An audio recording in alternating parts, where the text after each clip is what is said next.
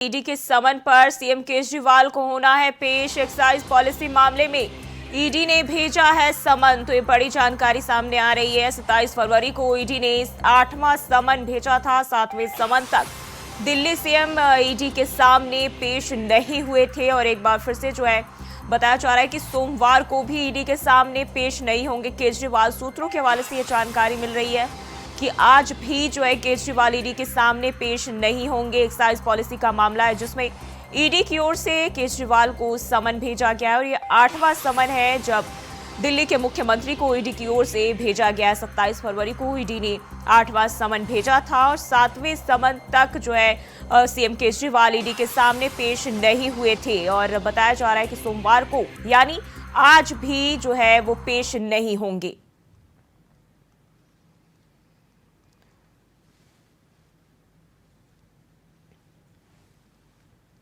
दिल्ली से ये जानकारी सामने आ रही ईडी के समन पर सीएम केजरीवाल को पेश होना है और बताया जा रहा है कि एक बार फिर से पेश नहीं होंगे। और इसी खबर पर ज्यादा जानकारी के साथ अजय चौहान दिल्ली से हमारे साथ जुड़ गए हैं। अजय, आज फिर से जो है ईडी की ओर से 8वां समन जो है केजरीवाल को भेजा गया है, क्या जानकारी है?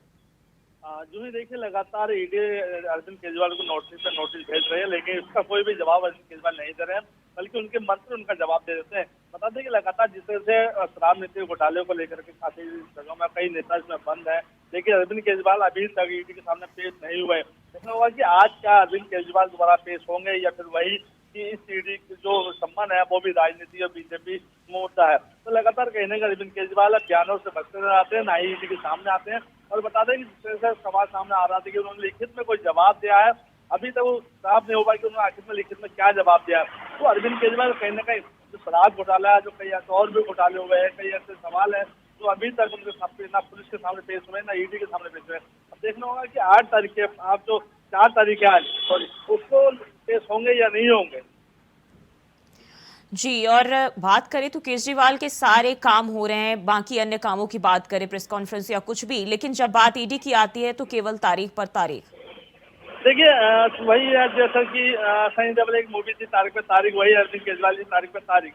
लेकिन बाकी कामों के लिए घोषणा कर सकते हैं, दिल्ली में योजनाएं लागू कर सकते हैं, दिल्ली की सुविधा के लिए बात कर सकते हैं, लेकिन ईडी के सामने पेश नहीं होंगे। तो उनका कहना है कि ये जो संबंध है बीजेपी का है और किसी ईडी या पुलिस का नहीं है, क्योंकि मुझे चुनाव से रोकना चाहते हैं, प्रचार से रोकना चाहते हैं ताकि मेरे जो लोकप्रिय है जनता के बीच में वो कम हो जाए। तो कहने का जो गठबंधन है इस तरह को बात करें, इंडिया गठबंधन लगातार चलता आ रहा है, वही बीच में सवाल खड़ा करते हैं।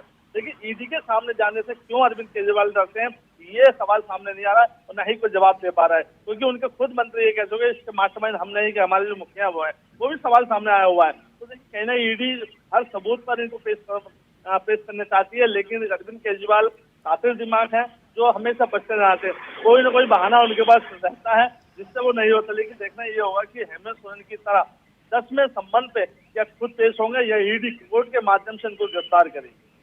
जी, हर बार वो कुछ न कुछ बहाना बना देते हैं, चाहे कहीं दौरे की बात बता रहे हो या फिर बताया जा रहा है कि आज भी जो है दिल्ली का बजट पेश होगा वहां वो मौजूद रहेंगे, लेकिन ईडी के पास नहीं जाएंगे।